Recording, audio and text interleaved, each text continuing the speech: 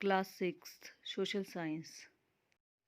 Dear students, welcome to Har Ghar Pathshala. प्यारे बच्चों, कैसे हैं आप सब। जैसा कि आप सभी जानते हैं कि हमने अप्रैल माह से अपना सिलेबस जो था उसको शुरू किया था और अब हमारा जो पाठ्यक्रम है लगभग समाप्त हो चुका है। अब हम दोहराई का कार्य जो है उसको शुरू करेंगे। आपको मैं ये बताना चाहूँगी कि आपके पाठ्यक्रम को दो भागों में बांटा जाता है, ऐसे 1 और ऐसे 2 में। आपकी ऐसे 1 की परीक्षाएं हो चुकी हैं। अब हम अपनी दोहराई ऐसे 2 की परीक्षाओं के लिए करेंगे। तो आइए दोहराई का कार्य शुरू करते हैं। हमारी पाठ्य पुस्तक नागरिक शास्त्र के अध्याय 6, जिसमें गांव के प्रशासन के बारे में बताया गया था, आज हम इसका भाग 1 करने जा रहे हैं। आज के वीडियो में पहले हम अध्याय का कुछ भाग पढ़ेंगे तथा फिर कुछ प्रश्नों के उत्तर भी करेंगे। तो आइए शुरू करते हैं अध्याय 6। प्यारे बच्चों, आज हम अध्याय 6 गांव का प्रशासन करने जा रहे हैं। इस अध्याय में हम ये जानेंगे कि ग्रामीण क्षेत्र में कौन-कौन से अधिकारियों के द्वारा प्रशासन चलाया जाता है और किस-किस अधिकारी की क्या-क्या जिम्मेवारी रहती है। प्यारे बच्चों, भारत का अधिकांश क्षेत्र जो है वो ग्रामीण क्षेत्र है। यहाँ पर बिजली की, पानी की, सड़क की ज़रूरतें जो हैं इनको पूरा कर पाना कोई आसान काम नहीं है। इसके अलावा ज़मीन के दस्तावेज़ों का रख-रखाव भी करना पड़ता है। लोगों के जो आपसी विवाद होते हैं उनको निपटाने की ज़रूरत भी पड़ती है। तो इन सब व्यवस्थाओं को ग्रामीण क्षेत्र पर कौन चलाता है और कौन-कौन से प्रशासनिक अधिकारी जो हैं इन कामों को करते हैं, इसी के बारे में इस अध्याय में हम विस्तार पूर्वक पढ़ेंगे। प्यारे बच्चों, इस अध्याय का आरंभ एक छोटी सी कहानी गांव में झगड़ा इसके साथ किया गया है, जिसमें एक मोहन नाम के किसान की कहानी दी गई है। मोहन एक गरीब किसान है और उसके परिवार के पास बिल्कुल थोड़ी सी ज़मीन है, जिसके ऊपर वह खेती करता है और उसी से वह खेती कर कर कई सालों से अपने परिवार का पालन पोषण कर रहा है। उसके खेत के साथ ही लगा हुआ एक रघु का खेत है। दोनों खेत एक छोटी सी मेड़ से अलग होते हैं। अब मेड़ क्या होता है? जो दो खेतों के बीच में एक क्या बनाई गई होती है, बीड टाइप, जिसको हम बीड बोलते हैं, वो बनाया गया होता है ना, जिससे क्या होता है वो दोनों खेत आपस में डिवाइड होते हैं, उसे मेड़ कहते हैं। तो दोनों खेतों के बीच में एक मेड़ बनी हुई थी और जो रघु था उसका जो खेत था वो काफ़ी बड़ा खेत था और रघु जो था एक काफ़ी बड़ा किसान था, उसके पास काफ़ी अधिक ज़मीन थी। किसके मुकाबले में? मोहन के मुकाबले में जो रघु था उसके पास काफ़ी अधिक ज़मीन थी। एक दिन सुबह मोहन ने देखा कि रघु ने क्या किया है, उस मेड़ को थोड़ा-सा आगे बढ़ा लिया है। ऐसा करके मोहन की जो कुछ ज़मीन थी उसको रघु ने अपने खेत में मिला लिया था और अपने खेत का आकार बड़ा कर लिया था। मोहन जो था उसको बहुत गुस्सा आया, मगर वो बहुत डरा हुआ भी था, क्योंकि जो रघु था, जैसा मैंने आपको पहले भी बताया कि रघु क्या था, एक बड़ा किसान था, उसके पास काफ़ी ज़्यादा ज़मीन थी और इसके अलावा जो रघु था उसके ताऊजी जो थे वो गांव के सरपंच भी थे।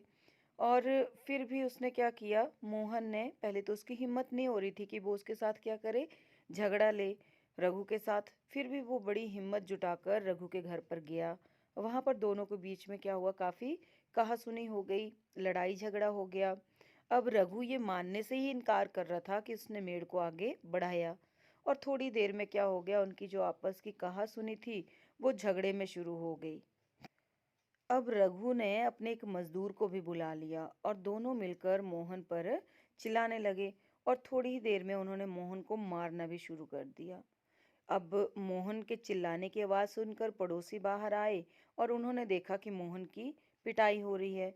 उन्होंने मोहन को बीच बचाव करके छुड़ाया, परंतु मोहन के सिर के ऊपर और हाथों के ऊपर बहुत सारी चोटें आई हुई थी।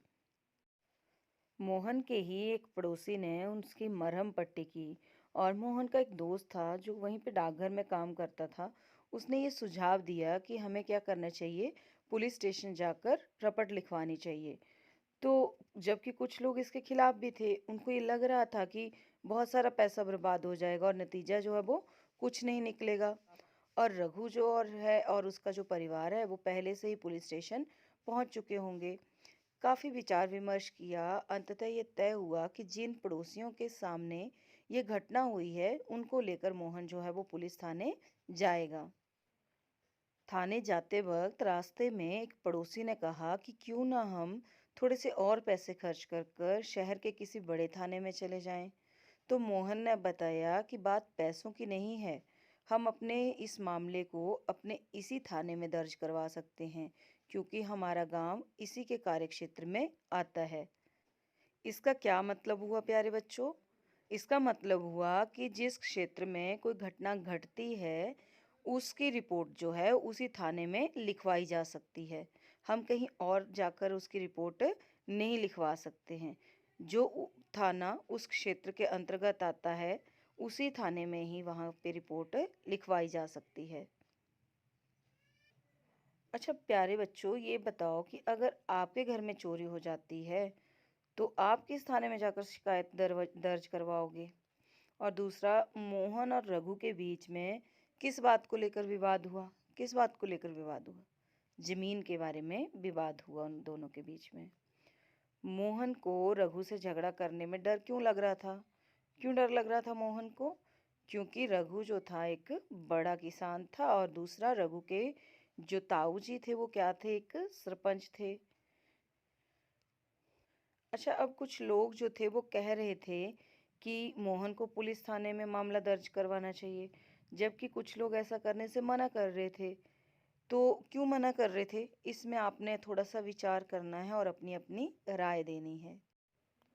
चलो तो प्यारे बच्चों, आगे जानते हैं कि मोहन की कहानी में आगे क्या हुआ। पुलिस थाने में होने वाला काम। जब सब लोग पुलिस थाने पहुंचे तो मोहन थानेदार के पास गया और मोहन ने उसे पूरा मामला बताया। मोहन लिखित रूप में अपनी शिकायत जो था उसको देना चाहता था, परंतु थानेदार ने बहुत ही बेरुखी से कहा कि इस तरह की छोटी छोटी झगड़ों की जांच पड़ताल करने के लिए उसके पास समय नहीं है। तो इस पर मोहन ने अपने घाव भी दिखाए, लेकिन थानेदार को कोई असर नहीं हुआ। मोहन काफी हैरान था कि उसकी शिकायत आखिर दर्ज क्यों नहीं की जा रही है।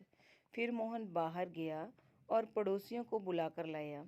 पड़ोसियों ने थानेदार को समझाया कि मोहन को उसकी आंखों के सामने पीटा गया है और मोहन को काफ़ी गंभीर चोटें भी आई हैं, और अगर वो उसे नहीं बचाते तो और अधिक गंभीर चोटें जो हैं वो आ सकती थी। उन्होंने मामला दर्ज करने पर जोर दिया। अतः थानेदार जो था उसको राजी होना पड़ा और मोहन की शिकायत उसने लिखित रूप में दर्ज की। अब थानेदार ने वायदा किया कि अगले दिन एक हवलदार घटना की जांच पड़ताल करने के लिए उनके वहां पर पहुंच जाएगा। प्यारे बच्चों, हर पुलिस थाने का एक कार्य क्षेत्र होता है जो उसके नियंत्रण में रहता है। लोग उसी क्षेत्र में हुई चोरी, दुर्घटना, मारपीट, झगड़ा आदि की रपट उसी थाने में लिखवा सकते हैं। यह वहाँ के थानेदार की जिम्मेवारी होती है कि वह लोगों से घटना के बारे में पूछताछ करे, जांच पड़ताल करे और अपने क्षेत्र के अंदर के मामलों पर कार्रवाई करे। तो इसीलिए मोहन को भी क्या था, अपने स्थानीय पुलिस थाने में ही जाना पड़ा। ये देखो, आपकी पाठ्य पुस्तक में मोहन की पिक्चर भी दी हुई है। मोहन क्या कर रहा है? थानेदार से बात कर रहा है, उसे अपनी समस्या बता रहा है। तो प्यारे बच्चों, आगे चलकर देखते हैं कि मोहन की कहानी किस मोड़ पर पहुंचती है। इससे पहले आपकी पाठ्य पुस्तक में एक गतिविधि या क्रियाकलाप करने के लिए आपको दिया गया है। इसमें कहा है कि पुलिस थाने में जो भी हुआ उसे एक नाटक के रूप में दिखाइए। फिर यह बताइए कि मोहन थानेदार या पड़ोसियों की भूमिका निभाते हुए आपको कैसे लगा, और क्या थानेदार इस स्थिति को किसी अन्य तरीके से संभाल सकता था। तो आपने एक छोटे से नाटक के रूप में इसको करना है। इस अध्याय का अगला भाग हम कल करेंगे। प्यारे बच्चों, कोरोना जैसी महामारी से अपने आप को सुरक्षित रखने के लिए जो जो सावधानियां आपको बताई जा रही हैं उनको अवश्य अपनाएं तथा अपने आप को स्वस्थ रखें। कोरोना से अपना बचाव करें। धन्यवाद।